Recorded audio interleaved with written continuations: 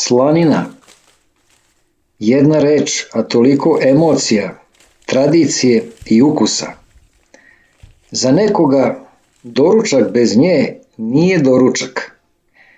Za nekoga je simbol sela, zime i dima iz pušnice.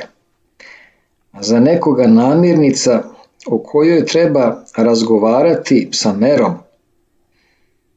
U ovom videu pričamo sve o domaćoj slanini, njenom poreklu, načinu nastanka, vrstama, upotrebi u kuhinji, zdravstvenim prednostima i manama, jer slanina nije samo hrana, ona je deo kulture.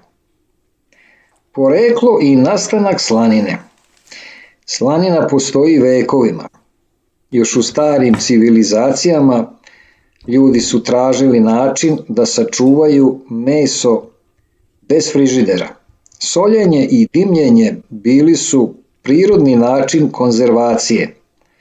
U Evropi, posebno na Balkanu, slanina je postala osnov zimnice. Kod nas, na prostoru Srbije, Bosne, Hrvatske i šireg regiona, slanina se tradicionalno pravi tokom svinjokolja.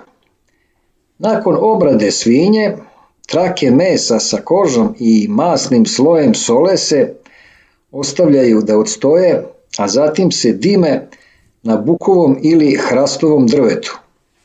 Dimljenje nije samo proces očuvanja, ono daje specifičnu aromu i boju. Domaća slanina iz pušnice ima poseban miris koji je teško zameniti industrijskim proizvodima. Kako nastaje domaća slanina? Proces pravljenja domaće slanine podrazumeva nekoliko faza. Prvo, soljenje. Komadi slanine se utrljavaju krupnom solju i slažu u drvene ili plastične posude. So izvlači vlagu i štiti od kvarenja. Drugo, odležavanje. Slanina stoji danima, nekada i nedeljama u hladnom prostoru. Treće, dimljenje.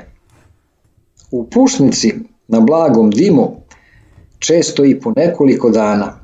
Temperatura mora biti kontrolisana. Dim treba da suši, a ne da peče meso. Nakon toga sledi sušenje i zrenje. Što duže zri, ukus je intenzivniji. Gde se slanina koristi? Slanina je univerzalna namirnica. U srpskoj kuhinji koristi se na mnogo načina. U pasulju kao dodatak za aromu, u kupusu i podvarcima, u projama i pogačama, kao dodatak jajima za doručak, u roštilju, punjenim pljeskavicama, u zimskim čorbama. U svetu slanina ima različite oblike. Italijanska panceta, američki bejkan, mađarska salona. Svi su to oblici slanine, ali sa različitim začinima i tehnikama sušenja. Ko najčešće jede slaninu? Tradicionalno slaninu su jeli fizički radnici, seljaci, rudari, građevinci. Zbog visokog sadržaja masti davala je energiju za težak rad. Danas je jedu svi, od dece do starijih. Posebno je popularna kod ljubitelja keto i low carb ishrane, jer sadrži visok procenat masti i malo ugljenih hidrata. Međutim, važno je naglasiti količina je ključ. Nutritivna vrednost. Slanina sadrži zasićene i nezasićene masti, proteine, vitamin B kompleksa, cink i gvožđe. Masnoća iz slanine daje dugotrajan osjećaj sitosti. Umerena količina može biti deo uravnotežene ishrane. Ali, za šta slanina možda nije dobra? Zbog visokog sadržaja soli i zasićenih masti, preterana konzumacija može doprineti povišenom krvnom pritisku, povećanom holesterolu, opterećenju kardiovaskularnog sistema. Industrijska slanina često sadrži aditive, nitrate i konzervanse, zato je domaća slanina bez dodatnih hemikalija bolji izbor, ali i dalje uz meru. Lekari savjetuju da se suhomesnati proizvodi ne jedu svakodnevno u velikim količinama. Balans je najvažniji. Domaća protiv industrijske slanine. Domaća slanina, prirodno dimljena, bez veštačkih dodataka, ako se pravi tradicionalno, intenzivniji ukus. Industrijska slanina, ujednačen izgled, duži rok trajanja, često više aditiva. Ako imate mogućnost, birajte provereno domaće poreklo. Kako se najbolje jede slanina? Slanina se može jesti sirova, tanko sečena, pečena na tihoj vatri, kao dodatak jelima, u sendvičima, u kombinaciji sa sirom i lukom.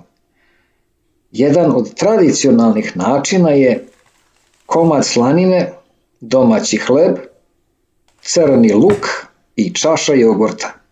Jednostavno, a zasitno. Čuvanje slanine. Najbolje je držati je na hladnom i suvom mestu. Danas je to frižider, ali ranije su to bile ostave i podrumi. Može se i zamrznuti, ali se tada menja tekstura. Slanina kao deo identiteta. Na Balkanu slanina nije samo hrana, ona je deo identiteta. Ona je simbol zime, porodičnog okupljanja i domaće trpeze.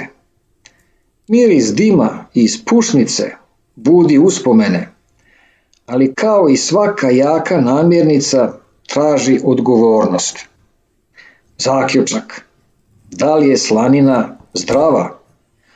Odgovor nije crno-beo. Umereno može biti deo raznovrsne ishrane. Preterano može doneti zdravstvene rizike. Najvažnije je poreklo, način pripreme i količina. Domaća slanina, napravljena na tradicionalan način, bez hemijskih dodataka, ima svoje mesto na trpezi. Ali balans je ono što čini razliku između uživanja i preterivanja. Ako volite slaninu, jedite je svesno. Ako je izbegavate, razumljivo je, svako bira za sebe.